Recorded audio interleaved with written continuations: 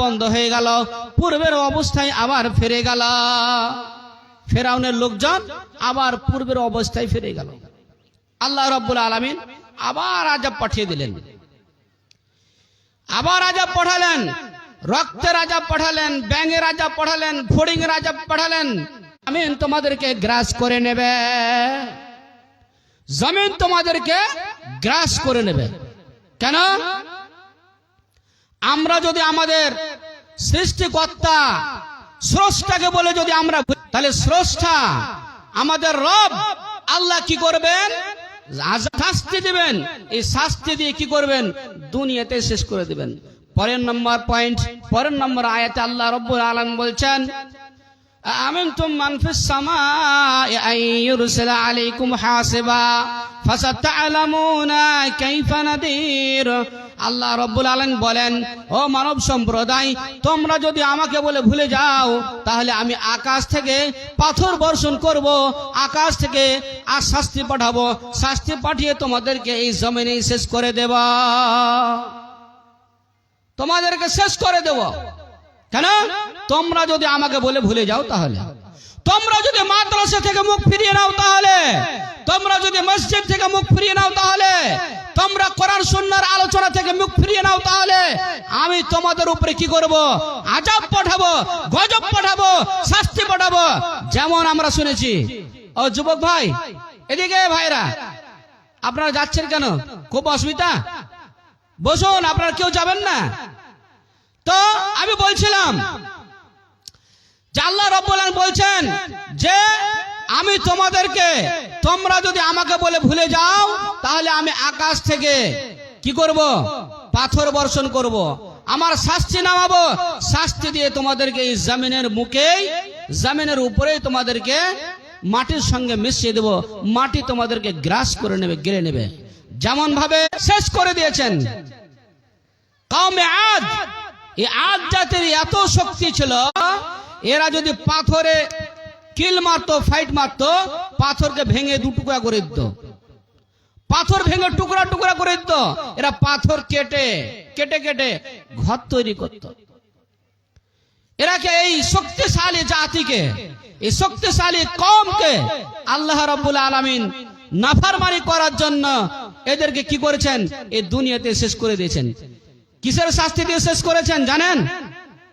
আল্লাহ রাব্বুল আলামিন বলছেন, 8 রাত লাগাতার অনবরত ঝড় ও ঝঞ্ঝা দিয়ে কওমে আদকে আল্লাহ রাব্বুল আলামিন ধ্বংস করে দিয়েছেন, বরবাদ করে দিয়েছেন।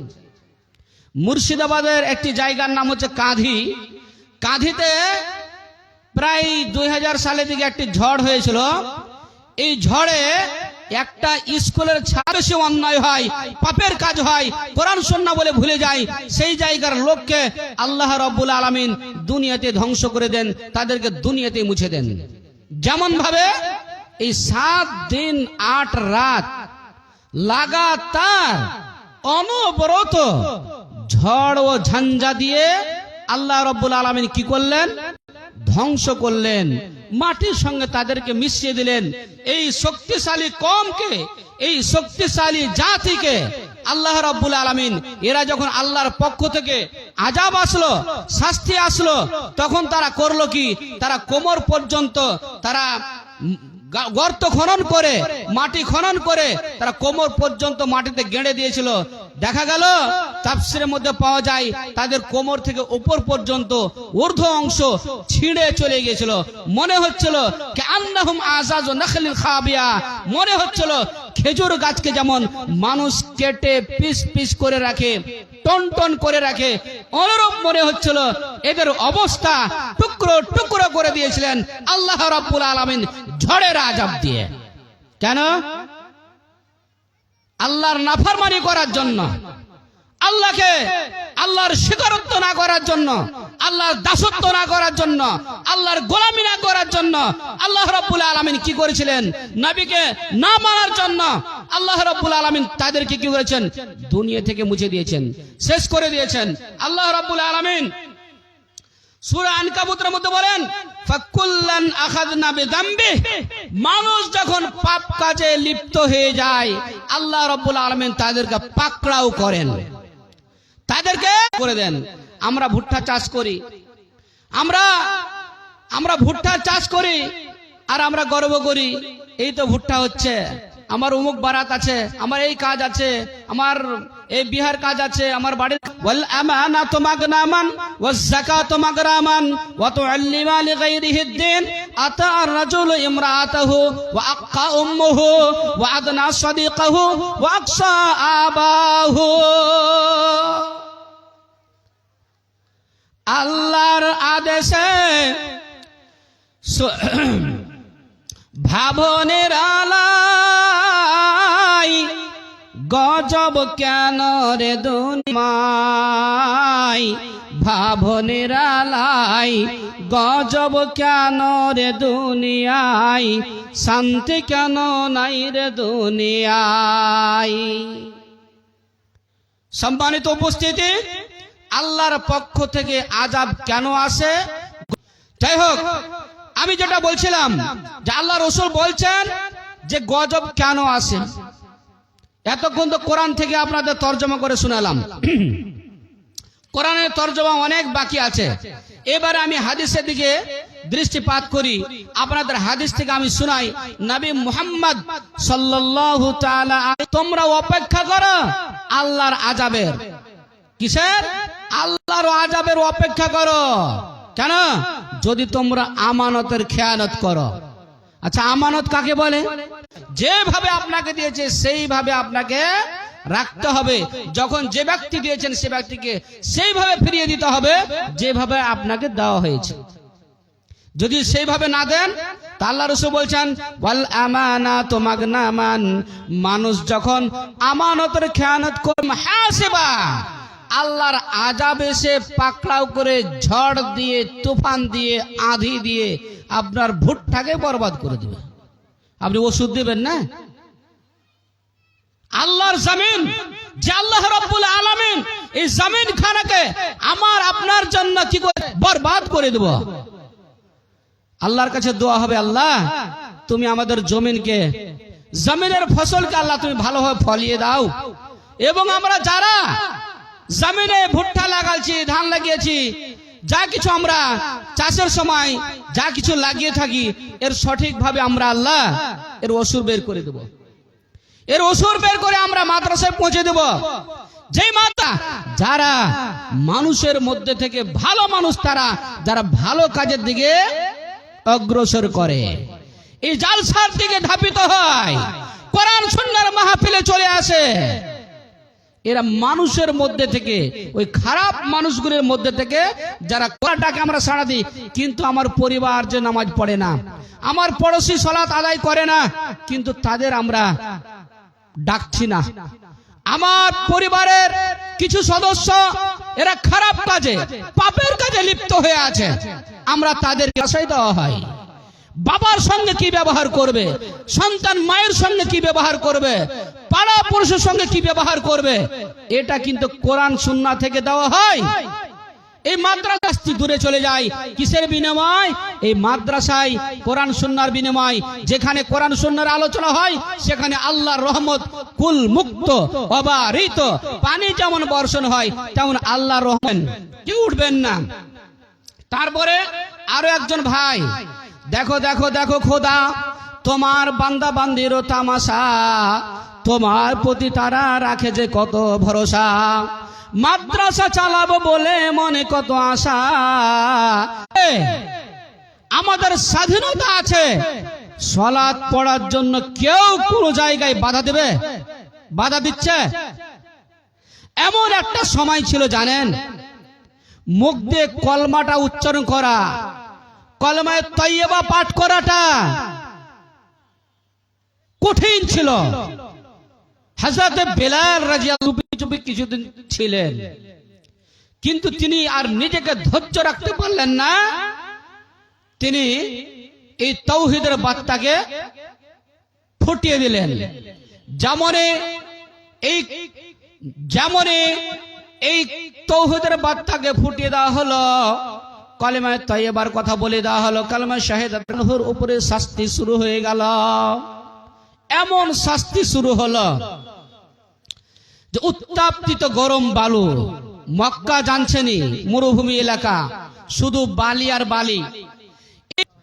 আর বলা হচ্ছে, বেলাল তুমি মুহাম্মদের ধর্মকে ত্যাগ করে দাও, নচিত তোমাকে এইভাবে শাস্তি দিয়ে আমরা শেষ করে দেব, দুনিয়া থেকে তোমাকে আমরা শেষ নিঃশ্বাস ত্যাগ করে দেব, তুমি মুহাম্মদের ধর্মটা ত্যাগ করে দাও। হযরতে বেলাল কি বলছেন? चाहे दम निकल जाए एह बिलाल का मुँह से मेरा निकलेगा ला इलाहा इल्लल्लाह। प्रिय श्रोता मंडली पढ़ुन, ला इलाहा इल्लल्लाह পড়ুন, লা ইলাহা ইল্লাল্লাহ মুহাম্মাদুর রাসূলুল্লাহ। হযরতে বিলাল রাদিয়াল্লাহু তাআলা আনহুকে যখন উমাইয়া বিন খালফ তার লোকজন দিয়ে শাস্তি দিচ্ছেন, তিনি এত কষ্ট পাচ্ছেন, এত কষ্ট পাচ্ছেন, এত কষ্ট পাচ্ছেন, তারপরও তিনি বলছেন আহাদ আহাদ আহাদ, আল্লাহ এক আল্লাহ এক আল্লাহ এক। এই জন্য কই বলছেন মুহ সে মেরা নিকলেগা লা ইলাহা ইল্লাল্লাহ আসা লা ইলাহা ইল্লাল্লাহ। যখন আমি দোয়াটা পড়বো আপনারা সকলেই পড়বেন, আপনারা সওয়াবের অধিকারী হয়ে যাবেন এবং আপনাদের জন্য আল্লাহ ফেরেশতা দোয়া করবে, আল্লাহ তুমি তাদের গুনাহ খাতা মাফ করে দাও, এবং আপনাদের জন্য আল্লাহর রহমত বর্ষিত হবে। ও যুবক ভাইরা, আপনারা একটু বসে গেলে খুব ভালো হয়, আপনাদের কাছে আমার হাতখানা যায় না। কায়নাতে আলম মে কায়নাতে आलम में जब भी तोला जाएगा सबसे भारी निकलेगा ला इलाहा इल्लल्लाह। पढ़ुन भाई, ला इलाहा इल्लल्लाह आसरा मेरे दिल का ला इलाहा इल्लल्लाह। আত্মা বেরিয়ে যাবে প্রাণ থেকে, তারপরও তিনি কি বলছেন? আহাদ আহাদ, আল্লাহ এক আল্লাহ এক। সম্মানিত উপস্থিতি, আমি আপনাদের বলতে চাই, আপনাদের আমি জান দেওয়ার কথা বলি না, আমি আপনাদের শুধু মাল দেওয়ার কথা বলছি। যেই আপনার পরিবারকে সুসন্ত করে গড়ে তুলবে, এই মাদ্রাসার দাদা ভাইয়ের কাছে করজোড়ে নিবেদন, এই মাদ্রাসার যিনি বাণী, যিনি প্রতিষ্ঠাতা জাহাঙ্গীর আলম ফজিলাতুল শেখ জাহাঙ্গীর আলম মাদানী সাহেব হাফিজাহুল্লাহ, তিনি আমাদের মাঝে এখনো উপস্থিত নন, তিনি মদিনায় আছেন। তো ডুকুরে ডুকুরে কান্তি ছিল, শান্তি অশান্তির আগুন জ্বলতেছিল। এই সময় দুলাল নামে এক ভাই 500 টাকা দান করেছেন। আল্লাহ তুমি এই দানকে সদরে গ্রহণ করে নাও। আমি আগে একটু আপনাদের কাছে করজোড়ে নিবেদন, আপনারা একটু এই 10 মিনিটের মধ্যে দানগুলো দিয়ে দেন, তারপরে আমি আমার আলোচনা আপনাদের শোনাবো। সমস্ত দাদা ভাইয়ের কাছে আমার অনুরোধ, আপনারা যারাই আছেন এখানে, আল্লাহর ওয়াস্তে এই মাদ্রাসা চালাবার উদ্দেশ্যে আপনারা যে যা পারেন আপনাদের পকেটে হাত ভরুন এবং আল্লাহর ওয়াস্তে এই স্টেজে হাত নাও। আল্লাহ তুমি এই দানকে কবুল করে নাও। বাবা মা কোন অবস্থায় আছে আল্লাহ, কবরের খবর দুনিয়ার কোনো মানুষ রাখতে পারে না। আল্লাহ তুমি কবরের খবর জানো। এই দানকে আশরাফ আলী সাহেবের দানকে তার মা বাবার জন্য আল্লাহ তুমি কবুল করে নাও। এবং মা বাবা যদি কোনো আপদে বিপদে কোনো বালা মুসিবতে গ্রেফতার থাকে, এই দানের ওসিলায় আল্লাহ তুমি তাদের শাস্তিকে বন্ধ করে দাও। আল্লাহ তোমার কাছে আশা করছি, প্রার্থনা করছি, বসতে একটু দান গলা দিবেন। আনফিকু ফি সাবিলিল্লাহ, এই সাবিলিল্লাহর মধ্যে পড়ছে এই মাদ্রাসার ছাত্র ভাইরা, আপনারা আসুন এবং এই মাদ্রাসা দান করুন। এই মাদ্রাসা আপনাদের সমাজকে উজালা করবে, উজ্জ্বল করবে। এই শিক্ষা সম্পর্কে বক্তব্য না দিয়ে আমি আপনাদের একটা কবিতা শোনাচ্ছি। এই কবিতা শুনতে শুনতে আপনার দানগুলি দিয়ে দিবেন, তারপর আমি আমার ওয়াজের দিকে ফিরে যাব। আসুন দাদা ভাই, আপনার মুক্ত হস্তে আল্লাহর ওয়াস্তে সুমহান রহমান, বিদ্যা শিখে বিদ্বান হলে হবে তার কল্যাণ। বহু সম্মান পাবে এই জগতে, বহু সম্মান পাবে এই জগতে, আর পাবে ভালোবাসা। মনের বাসনা পূর্ণ হবে, মিটে যাবে বহু আশা। বিদ্যা হলো আকাশের চাঁদ, বিদ্যা হলো আকাশের চাঁদ। কি ভাই বলুন, বিদ্যা কিসের চাঁদ? আকাশের চাঁদ। বিদ্যা হলো আকাশের চাঁদ, পূর্ণ গোলাপ ফুল, মানব জাতির মেরুদণ্ড বিপুল। বিদ্যা শিখতে আহ্বান করে, বিদ্যা শিখতে আহ্বান করে মাহাদ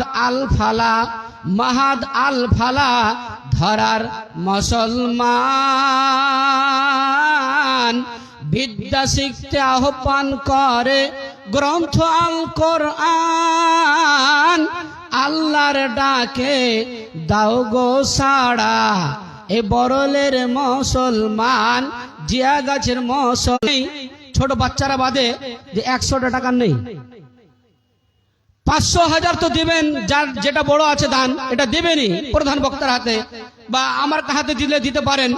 কিন্তু 100 টাকা করে টাকা সবাই দিতে পারবেন। এই টাকাটা আপনার বৃথা যাবে না, পানিতে যাবে না, এটা আপনার অ্যাকাউন্টে শোনাবো। তার আগে একটু আমি দানটা চাইছি মাদ্রাসার উদ্দেশ্যে। আপনাদের কাছে আমি আবারও বলছি, সমস্ত দাদা ভাই যিনারা আছেন এবং পর্দানাসীন মা ও বোনেরা, আপনাদের মূল্যবান দান আল্লাহর হস্তে মুক্ত হস্তে মাদ্রাসা চালাবার উদ্দেশ্যে আপনারা আপনাদের মূল্যবান দানগুলি স্টেজে পাঠিয়ে দিন। আসুন দাদা ভাই, আপনারা আপনাদের একটু শুনবেন, আপনার মরিচা লাগা ইমানটা তাজা হতে পারে। তো বলছিলাম, বানি ইসরায়েলের যুগে 3 জন লোক ছিল, 3 ব্যক্তি। এই 3 ব্যক্তি এমন কিছু অসুখ ছিল, যে অসুখের কারণে গ্রামবাসী তাদেরকে গ্রাম ছাড়া করেছিল। এরা গ্রামের যে আবর্জনা ফাইলার জায়গা, নোংরা ফেলার জায়গা, সেখানে তাদেরকে ফেলে দিয়েছে, চলে যাও তোমরা দিকে। আল্লাহ আমাদের সকলের চোখকে ভালো রেখেছেন, মাথার চুল ঠিক রেখেছেন। আল্লাহ রাব্বুল আলামিন আমাদেরকে শ্বেতরোগী করেননি।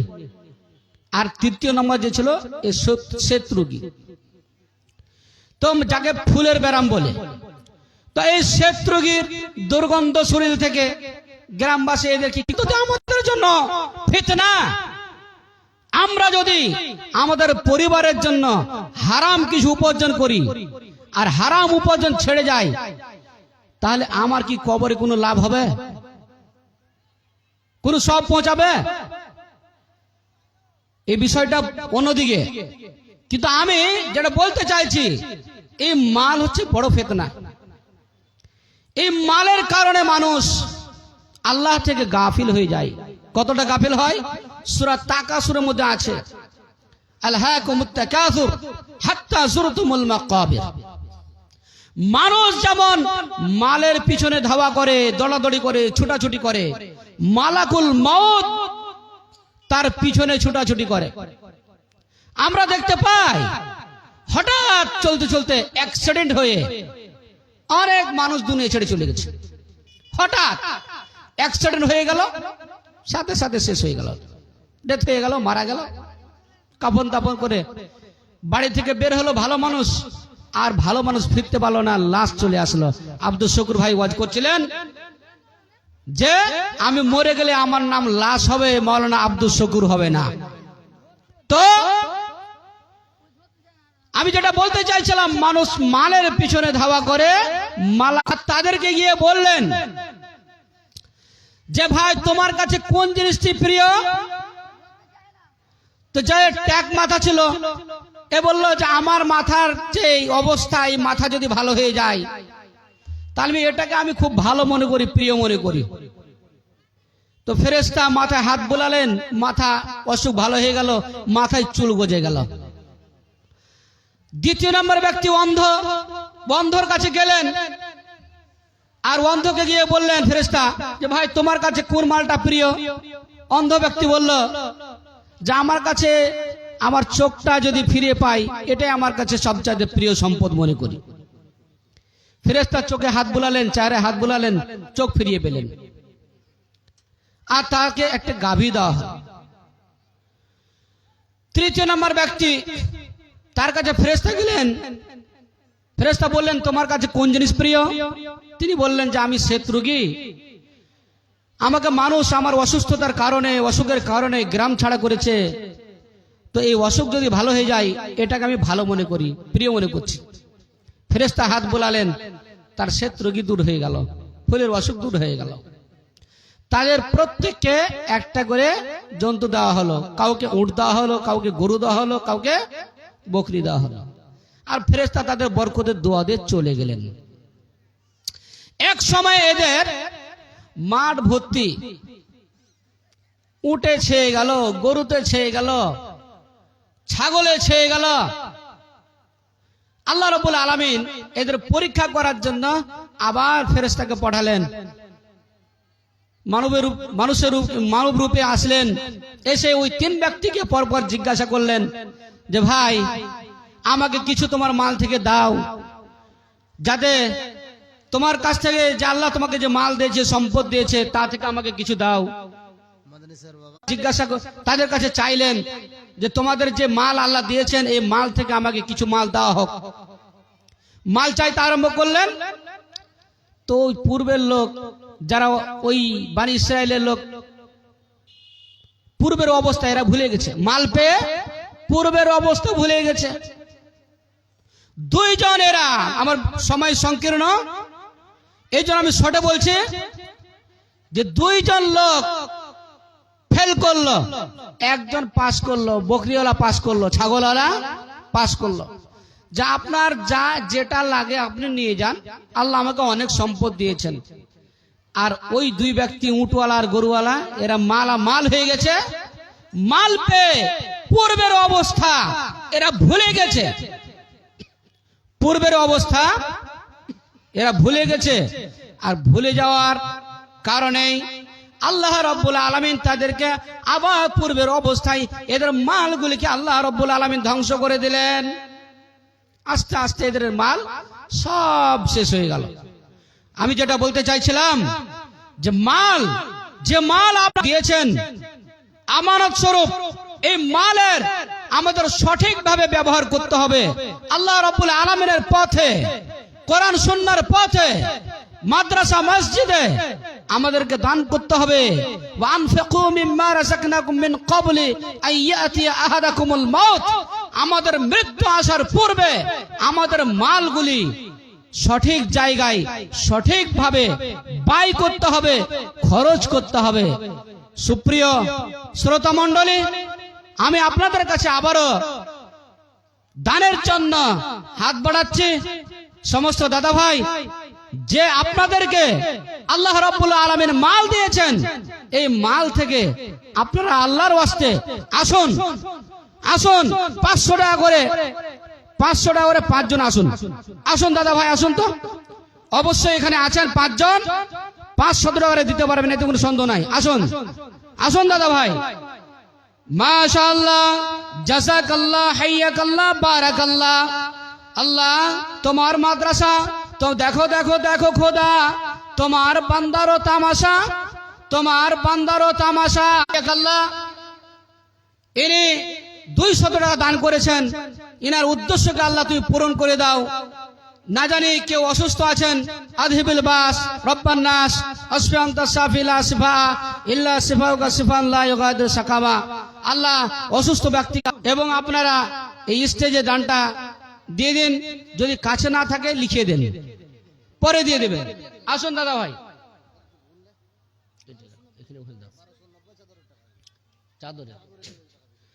দেখো দেখো দেখো খোদা তোমার বান্দির তামাশা, তোমার প্রতি তারা রাখে যে কত ভরসা। মাদ্রাসা চালাবো বলে মনে কত আশা, দানকারী প্রতি দিয়ে খোদা তোমার ভালোবাসা। মা ও বোনদের কাছ থেকে 1290 টাকা এসছে। আল্লাহ তুমি এই দানকে সদরে গ্রহণ করে নাও। মা ও বোনেরা যে নিয়েতে যা উদ্দেশ্য করেছেন তাদের উদ্দেশ্যকে আল্লাহ তুমি পূরণ করো। আসুন দাদা ভাই, আসুন আসুন, আল্লাহর হস্তে আরো আসুন। দান করিলে নেকি মিলে হাদিসেতে কয়, বখিলেরা দান হইতে দূরে সরে রায়। জাযাকাল্লাহ, ভালো আছেন? জাযাকাল্লাহ। উনি 200 টাকা দান করেছেন। আল্লাহ তুমি এই দানকে সদরে গ্রহণ করে নাও। জাযাকাল্লাহ, বারাকাল্লাহ, হাইয়াকাল্লাহ। তো বলছিলাম, দান করিলে নেকি মিলে হাদিসেতে কয়, বখিলেরা দান হইতে দূরে সরে রায়। আসুন দাদা ভাই, আপনারা কেউ উঠবেন না। আপনাদের প্রধান বক্তা ফজিলাতুল শেখ আব্দুল হান্নান সাহেব চলে এসেছেন, আপনারা কেউ উঠবেন না।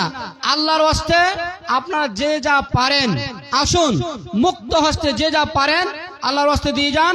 তারপরে আপনাদের প্রধান বক্তা উনি খুব মূল্যবান আলোচনা রাখেন কোরআন ও সুন্নাহ থেকে, আপনারা মূল্যবান আলোচনা শুনবেন। আসুন দাদা ভাইরা, এবং মুক্ত হস্তে আল্লাহর হস্তে আপনারা দানগুলো করে যান।